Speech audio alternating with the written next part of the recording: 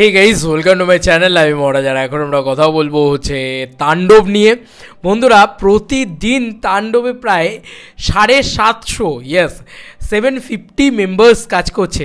এটা একটা মারাত্মক রকম বিষয়। কিন্তু শাকিব খানের তাণ্ডব যে বিরাট বড় একটা ছবি হতে যাচ্ছে, ছবিটার বাজেট যে অলমোস্ট 30 কোটি টাকা, এবার তো বোঝা যাচ্ছে বা এটা তো শোনা যাচ্ছে কোথাও গিয়ে, তাই না? মানে আমরা তো অ্যাকচুয়ালি তো এটা এক্সপেক্টও করতে পারি না, স্বপ্নেও ভাবতে পারি না, কল্পনাও করতে পারি না যে একটা সিনেমার 750 মেম্বার্স নিয়ে কাজ হবে। দেখো, আশা করি পৌশালিদির ভিডিও থেকে জানতে পারলাম, তার পরবর্তীতে জানতে পারলাম শাকিব রোস্ট হেটার্স নাকি ট্রোল হেটার্স এরকম কিছু একটা ছিল, সেখান থেকে জানতে পারা গিয়েছে। ব্যাপারটা হচ্ছে যে তাদের কাছে নিশ্চয়ই অথেন্টিক সোর্স থাকবে। 750 ক্রিউ মেম্বার্সটা কিন্তু মুখের কথা না, মানে কাস্ট অ্যান্ড ক্রিউ মিলিয়ে আমি বলছি, মানে 100, 150, 200, আরে ভাই চলো 300 মানা যায়, 750, এবং সেটা তো বাংলাদেশেই হচ্ছে। তো সবাই তো বাংলাদেশি নয়, ওপেনলি এটা বলতে হয়, কারণ সুনীল রড্রিগেজের মতন মানুষজনেরা রয়েছেন। সুনীল রড্রিগেজ তো আর একা কাজ করেন না, তার একটা গোটা টিম রয়েছে, তো সেই টিমটা রয়েছে। তো দেখো, এখন যদি সত্যি এটা হয় যে 750 ইউনিট নিয়ে কাজ হচ্ছে, মানে টোটাল ক্রিউ মেম্বার সেখানে 750, তাহলে চোখটা বন্ধ করে বলাই যেতেই পারে যে তাণ্ডব সিনেমার বাজেট বাংলা ছবির ইতিহাসে সবথেকে বড় বাজেটের ছবি, এবং সেটা 30 কোটি টাকা বাজেটেরই ছবি। এটা সত্যি বলে দেওয়া যেতে পারে।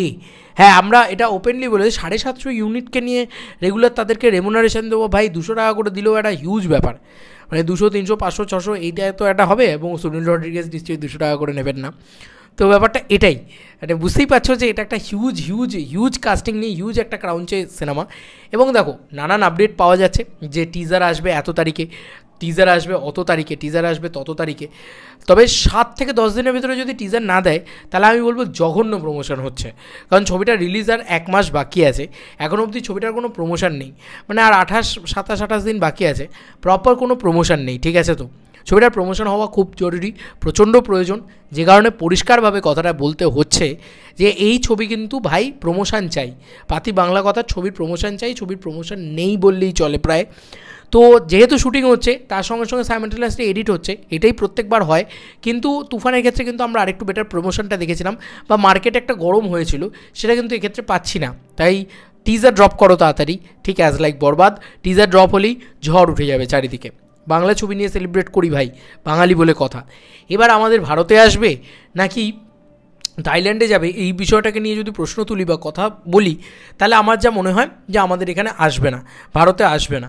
কারণ এখন অনেক সমস্যা চলছে, ইন্ডিয়া পাকিস্তান যুদ্ধ চলছে ভাই। আমরা জাস্ট মানে ভাই যে যাই বলুক, পাকিস্তানকে সাপোর্ট করতে পারবো না। আর যাই হোক, তো মানে এটাকে নিয়ে আমি কথাই বলতে চাই না। শিল্পের চ্যানেল, শিল্পের বক্তব্য, আমার পার্সোনাল আইডিওলজি, আমি একজন মানুষ হিসেবে কী, সেটা নিয়ে আমি কথা বলতে আসি না। আমি এখানে শিল্প নিয়ে কথা বলতে এসেছি, শিল্প নিয়ে বক্তব্য রাখতে এসেছি, তো বাংলা সিনেমা নিয়ে কথা বলতে এসেছি। সেখানে দাঁড়িয়ে আমি একটাই কথা বলবো যে ভাই, এখন যা পরিস্থিতি আমাদের দেশে, অসম্ভব তারা উড়ে আসতে পারবে না, তাদেরকে এখানে অ্যালাউই করবে না এখন, এবং তাদের মানে অ্যালাউই করবে না, ঢুকতেই দেবে না এখন। তো ভাই বাকি তো মানে সিকিউরিটির বিষয় ভাই। হ্যাঁ, তারা থাইল্যান্ড যেতে পারে, থাইল্যান্ড তাদের জন্য অনেক বেশি সেফেস্ট জায়গা হবে, এবং থাইল্যান্ড তারা যেতেও পারে। দেখা যাক যে তারা থাইল্যান্ড যায় কি না, থাইল্যান্ডে শ্যুট করে কি না, এবং কি করে। যদি না করে, তাহলে বাংলাদেশে সেটাকে কীভাবে র্যাপ আপ করে বা কীভাবে সেটাকে গুছিয়ে রাখে।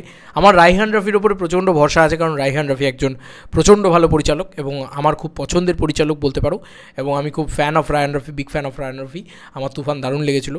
রায়হান রাফির ভিতরে সেই ব্যাপারটা রয়েছে, রাফি পারে সেই সমস্ত কিছুকে করতে, তো ভরসা রইল রাফির ওপরে। আচ্ছা, বাই দ্য ওয়ে, আর একটা কথা, সেটা হচ্ছে যে এই ছবির কিন্তু গান ইত্যাদি এগুলোও কিন্তু এবার আসতে থাকতে হবে, আস্তে একটা করে। প্রথমে টিজার আসুক, 17 থেকে 19 তারিখের ভিতরে টিজার আসবে শোনা যাচ্ছে, দেখা যাক, বাকিটা সময় বলবে। চলো বন্ধুরা, নতুন কোনো ভিডিওতে দেখা হবে, বাই।